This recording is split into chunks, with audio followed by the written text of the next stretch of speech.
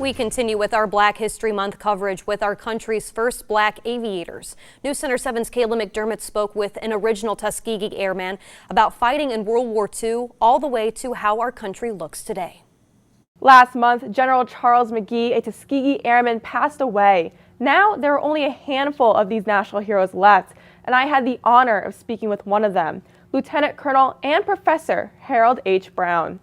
Brown always knew, even from a young age, that he would one day fly planes. When I was 16 years old, I saved up $35 whole and went out and took flying lessons, 5 of them, and the rest is history. But in 1940, African Americans could not join the Air Force. That is, until the U.S. entered World War II. There was a lot of mounting political pressure at the time to let black aviators contribute, and so they got their chance when the 1940 Selective Service and Training Act was signed. Fresh out of high school, Brown applied for the newly established Tuskegee Airmen School and was one of the few to be accepted. I was thrilled to death. He became a Tuskegee Airman, our country's first black military aviators. Because they were so dedicated to accomplishing their missions, they became the Red Tail Angels. He was sent out on numerous missions. They were often requested by bomber groups because they knew they wouldn't leave their side. That is, until his 30th assignment. That flight was shot down over Germany. I see what I had to do. I immediately climbed for altitude. And right before the engine quit on me, and just about the time it was starting to quit me, I rolled over, jettisoned the cockpit, kicked my stick forward, the nose pops up and throws me out. Pulled the chute open, I said, thank God I got a good chute. I was floating down and landed in snow about up to here. And I thought, what in the world am I doing way up here all by myself? Except he wasn't alone. He looked up and saw 2 snipers. I threw the gun away, whatnot, threw up my hand. The German soldiers brought Brown to one of their camps where he became a prisoner of war. He expected to be tortured, but was actually treated much differently. We were all just prisoners. We were all treated the same. That was the first time that they had equal treatment with white men. Especially with rations.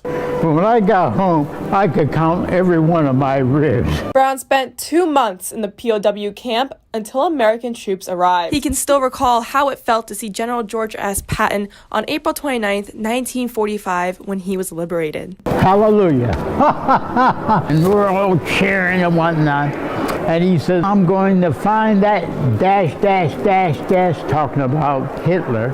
And I'm going to do ... and you can fill in the words. The Tuskegee Airmen were considered heroes, but when they returned home, it was a different story. It was still totally segregated, everything.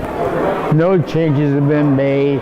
It was just right back to life as usual. But years after the Red Tails formed, President Harry S. Truman made a historic decision. And the military as a whole really saw that not only was it ethically wrong to continue with segregation, but they needed to integrate. In 1949, the Air Force is the first of the military service to integrate. And that has always somewhat amazed me, that the militaries were the first people to integrate, and I always thought that they would probably be the last one. In 2007, the Tuskegee pilots received the highest military award possible, the Congressional Medal of Honor. And that was quite a day. And were even invited to President Barack Obama's inauguration.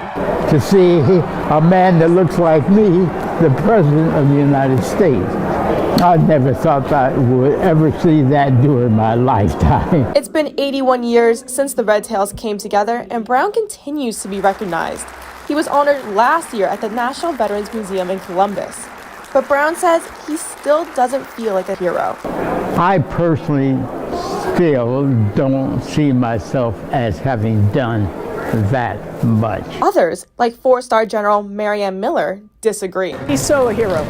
Path that he created opened the doors for not just African Americans, opened the doors for diversity. Even though Brown lived through some of the worst treatment to African Americans in the U.S., he did acknowledge the current tensions in the country, but how he has seen progress. No question, as I compare the way this country is today as to what it was back yonder, there is just You just can't compare the two. I'm in a different country. Brown did say there is more work that we can all do to ease the tensions in the country, but he thinks we are on the right track. And if you want to learn more about Brown and his time as a Tuskegee Airman, you can read his life memoir, Keep Your Airspeed Up, which starts from the beginning of his life to present day. Reporting, Kayla McDermott, News Center 7.